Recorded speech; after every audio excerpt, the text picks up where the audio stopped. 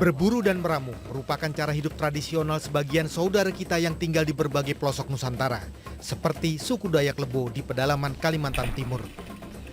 Bagi mereka, hidup bersama alam adalah sebuah tuntutan sekaligus tantangan. Di tengah derasnya modernisasi serta iming-iming membuka hutan untuk industri, suku Dayak Lebo terbukti mampu menjaga tradisi. Merawat hutan sebagai sumber kehidupan, menerapkan seperangkat aturan agar hidup berdampingan dengan alam. Tradisi yang kini berbuah manis bagi suku Dayak Lebo. Dalam episode 1000 meter minggu ini, Ferry akan mengajak Anda bertualang di hutan Merabu, wilayah perburuan suku Dayak Lebo. Menguji pengetahuan dan keterampilan warisan leluhur untuk bertahan hidup tanpa bantuan teknologi modern yang sesungguhnya lebih ramah lingkungan dan menjanjikan keberlanjutan.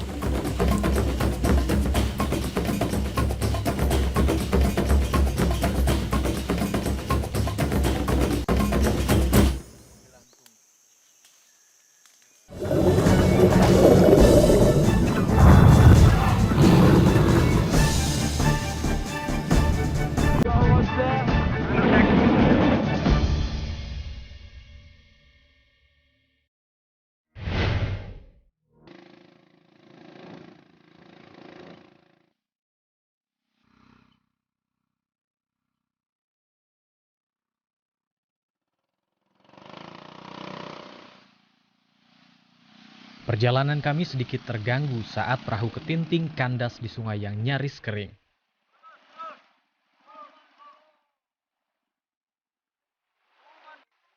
Semua penumpang harus turun dan mendorong perahu melalui tempat dangkal ini.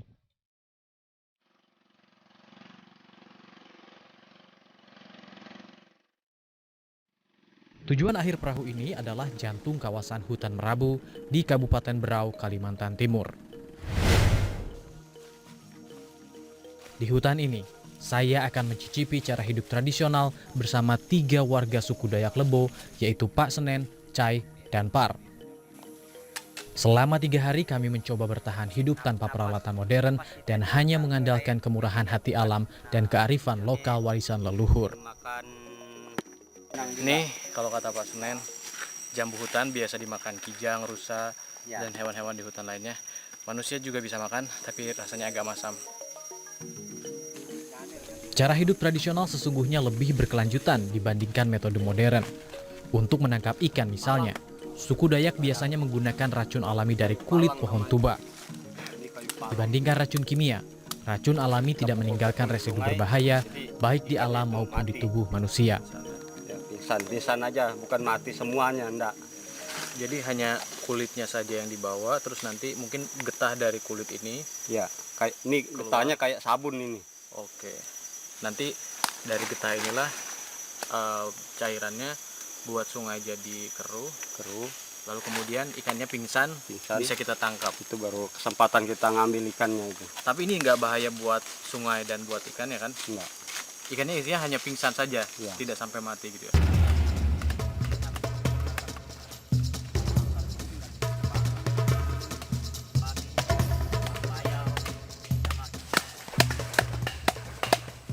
Pukul-pukul yang saya lakukan ini bukan tanpa tujuan atau alasan.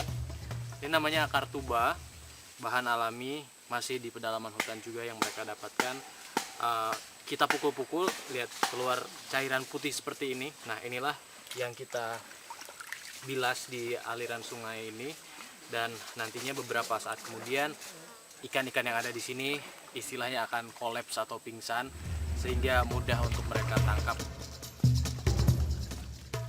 Racun tuba kami sebar di anak Sungai Lesan.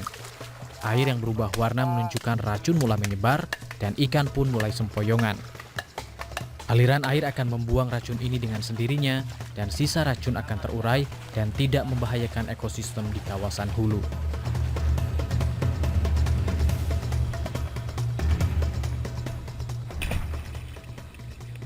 Sayangnya, karena anak sungai ini sangat kecil, ikan yang kami dapat juga sangat sedikit dan berukuran mini.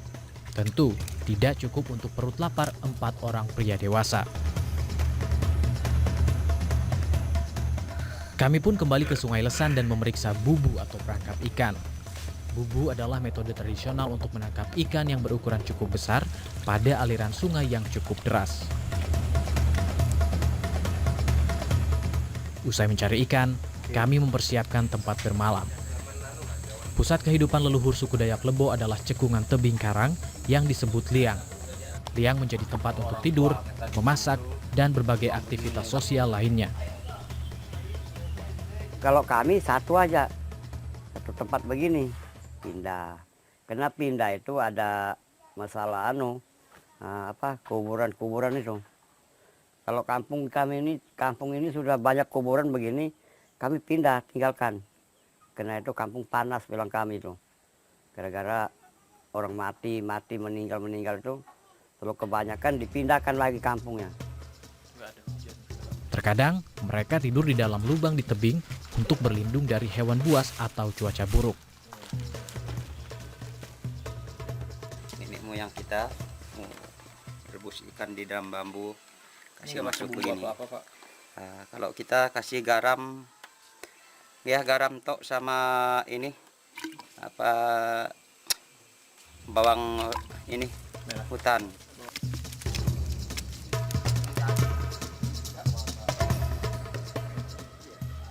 Bambu memang menjadi tanaman multiguna, dapat digunakan untuk memasak, menyimpan air, mendirikan bangunan, membuat perabotan, hingga menjadi peralatan berburu. Apalagi, bambu dapat tumbuh secara cepat sehingga memaksimalkan penggunaan bambu secara tidak langsung menjaga kelestarian hutan.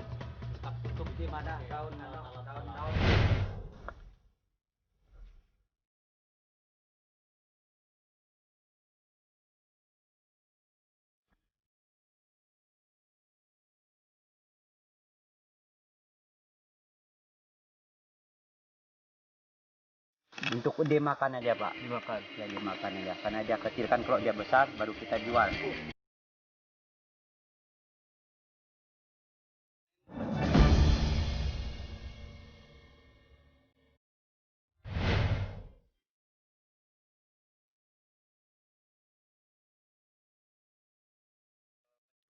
Kawasan kars yang penuh dengan lubang merupakan habitat alami burung walet. Pak Senen, Cai, dan Par mengajak saya masuk ke salah satu lubang di dinding batu yang diyakini menjadi goa walet.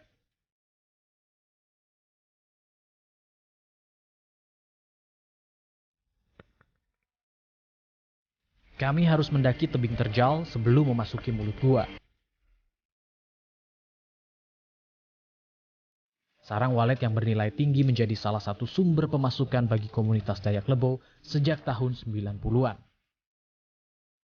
Ini salah satu bukti nyata globalisasi, sarang walet dari sudut terpencil di Indonesia akan muncul di rumah makan di Jakarta, Singapura, Hong Kong, atau kota besar lain di dunia. Sarang burung walet biasanya terdapat di atap-atap gua berupa cekungan seperti ini. Cara mengambil sarang walet cukup sederhana, naik ke atap gua, lalu, serasa memetik uang. Bisnis sarang walet cukup menggiurkan. Satu buah sarang walet berkualitas tinggi, harganya bisa mencapai 40 juta rupiah. Namun, tidak mudah mencari sarang di habitat alami. Selain menjadi sumber penghasilan, kawasan kars ini juga menjadi museum budaya dan sejarah bagi suku Dayak Lebo. Tidak jauh dari Gua Walet, terdapat liang abu yang menyimpan peninggalan para leluhur suku Dayak Lebo.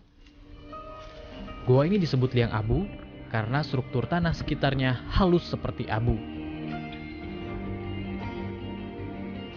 Nah ini peninggalan di orang dulu-dulu ini, kita nggak tahu juga batu apa ini. Masa batu bilang Pak Par ini untuk dia orang lempar. Ini batunya yang aneh ini. Karena ada merah-merahnya. Ya merahnya. Dan warnanya nggak luntur ya Pak? Iya nggak luntur nih. Ini berapa tahun sudah, belum ada kita di dunia. Makanya hari itu tuh teman-teman mau ambil, saya bilang jangan ambil. Liang abu merupakan tempat keramat bagi suku Dayak Lebo. Disinilah leluhur mereka dimakamkan. Hingga saat ini, sisa jenazah leluhur suku Dayak Lebo masih dapat kita temukan tergeletak di celah-celah di dalam goa. Yang menarik, leluhur suku Dayak Lebo dimakamkan beserta harta bendanya. Jadi selain tulang belulang, kita juga dapat menemukan berbagai artefak purbakala yang terbuat dari batu.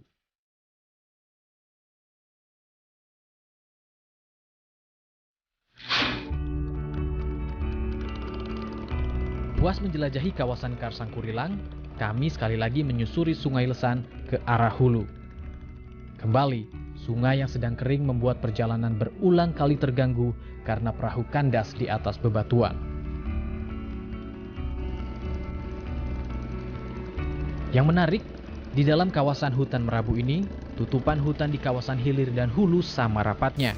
Suara burung juga selalu ramai terdengar, menjanjikan ekosistem hutan yang masih sehat dengan populasi satwa liar berkembang dengan baik.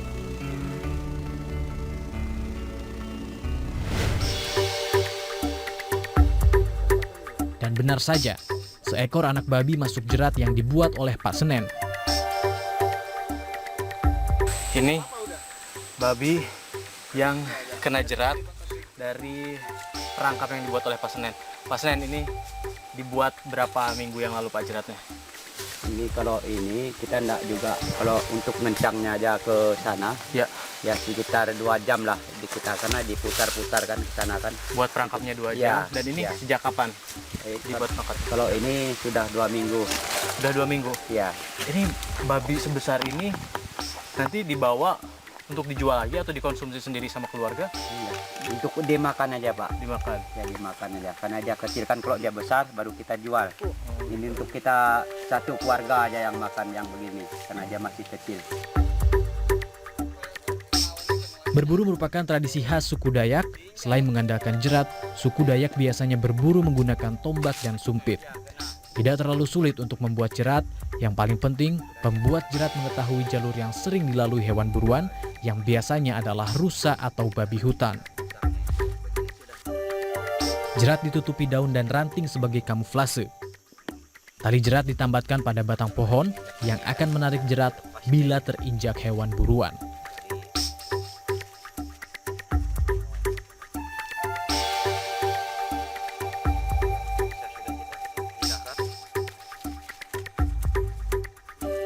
Pencarian sarang lebah madu adalah target kami di paruh hari kedua. Usai melihat adanya sarang lebah di pohon yang tinggi, Pak Cai dan Pak Par menebas tumbuhan di sekitar pohon inang madu. Kita cara ngambilnya Pak, ini kan ada pohon, Ya. ada pohon satu, di sini satu yang penggerisnya. Ini kita lempar pakai tali, Jadi tali itu sudah nyampai, turun lagi kita tarik talinya, baru kita ganti pakai rotan, baru kita ikat. Setelah diikat baru nanti kita naiki di atas, baru kita potong bakar nyamu, ada nyamunya itu alatnya, kita usir mamaknya begini, usir, baru kita ambil, masukkan dalam ember, baru kita turunkan. Itu tidak bahaya orang yang di bawah ataupun yang di atas nggak diserang sama lebah-lebahnya, itu gimana tuh? Itu caranya kalau supaya kita tidak bisa diserang lebahnya itu, kita timbun api, bentuknya kayak tersisih dia sendiri dia. Jadi begitu turun lebahnya dia lari ke tempat api itu dia.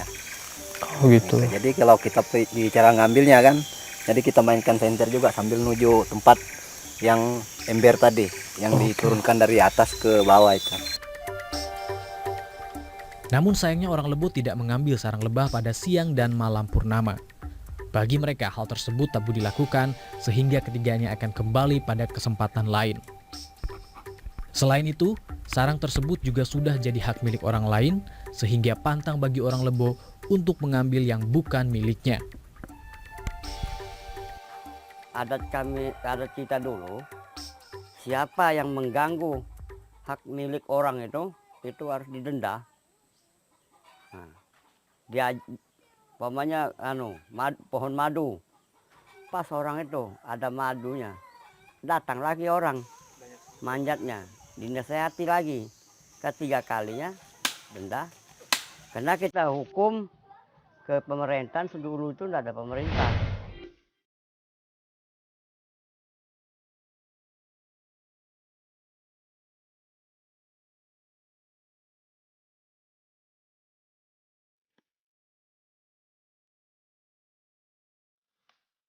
Danau Nyadeng ini sendiri debitnya 5,3 meter kubik per detik. Bayangin aja, ini 5,3 meter per detik, padahal kebutuhan manusia rata-rata 60 liter per hari per orang. Ini akan bisa menyuplai air sekitar 1 juta lebih orang kalau kita mempertahankan karsnya.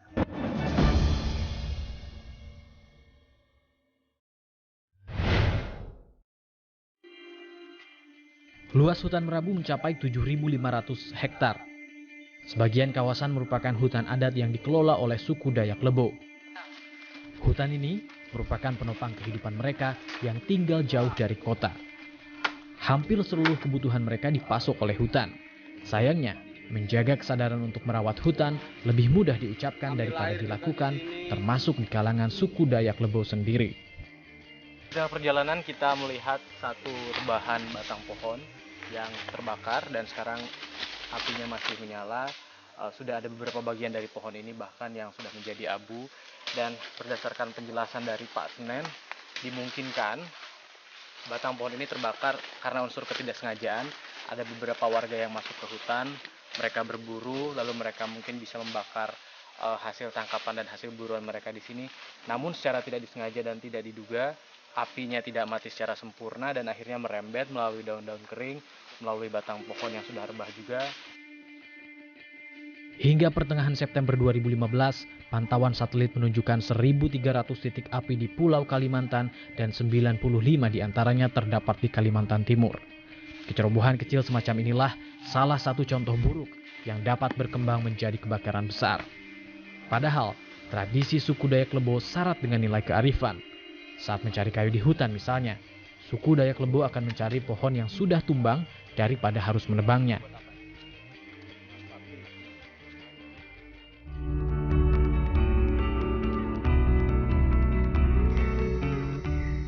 Tak hanya di darat, di perairan orang Lebo lazim menggunakan jerat berupa pukat.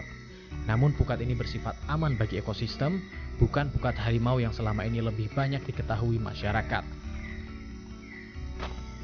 Ikan berukuran besar pun terjerat dan orang Lebo menyebutnya sebagai ikan jiwa yang biasa diasapkan agar tahan lama hingga mereka bisa bawa pulang ke rumah.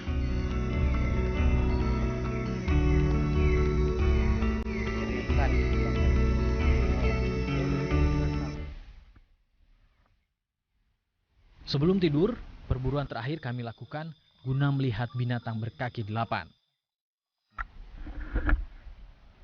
Borneo Black, tarantula yang termasuk dalam kelas Arachnida dan subfamili Ornithoctoninae tersebar di Kalimantan Tengah, Selatan, Timur, dan sebagian Sabah Malaysia.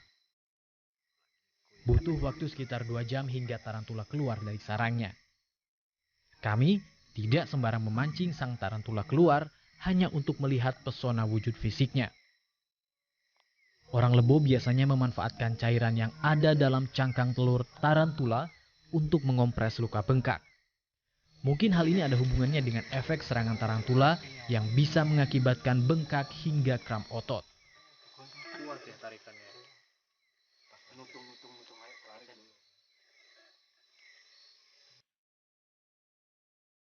Taufik Hidayat, manajer Kars dan Kawasan Lindung dan Nature Konservasi menyebut, kekayaan hayati hutan Merabu yang masuk dalam kawasan Kars Sangkulirang Mangkaliat merupakan anugerah besar yang bisa dimanfaatkan secara lestari. Ketergantungan masyarakat terhadap ekosistem ini, ya ini sebagai contoh yang awal. Ini adalah Danau Nyadeng.